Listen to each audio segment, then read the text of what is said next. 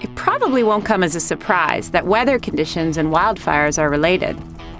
That's because high temperatures leave the land thirsty and primed with dry wood that's easy to ignite.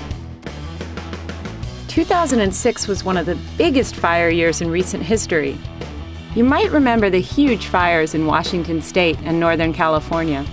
Altogether, more than 7 million acres burned across the American West that year. That's as much as Yellowstone, Yosemite, Rocky Mountain, Olympic, and Death Valley National Parks combined. But hot, dry weather doesn't always lead to more wildfire. In some parts of the West, big fires burn in wet years. 2005 was a wet year, yet saw huge fires rage in Nevada. The reason? Nevada's desert landscape typically has too little vegetation to fuel wildfires. But when it rains, new plants grow and grasses fill in between the shrubs.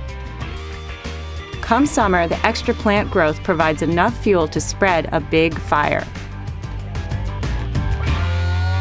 In contrast, the lush forests of Montana provide plenty of fuel for a fire to spread, but only when the trees have dried out enough to burn. That's happening more often as rising temperatures melt mountain snowpacks earlier in the spring. Rivers dry out earlier, and forests get thirsty faster. The result is longer, more intense fire seasons. In the last few decades, there were 17 times as many big fires in years with early snowmelt compared to years with late snowmelt. Montana and Nevada show how different places respond in very different ways to the same conditions. Scientists study these differences to help predict when and where fires will happen and how climate change will affect future fires. Images and data coming from NASA satellites are helping. They can pinpoint where and when fires are burning. They also measure the greenness of the land. That is, how much photosynthesis is happening on the ground. Reds and browns mean the vegetation is sparse or dry, while greens show that plants are relatively abundant or moist. Research shows that Montana's forests burn when the land looks red and brown.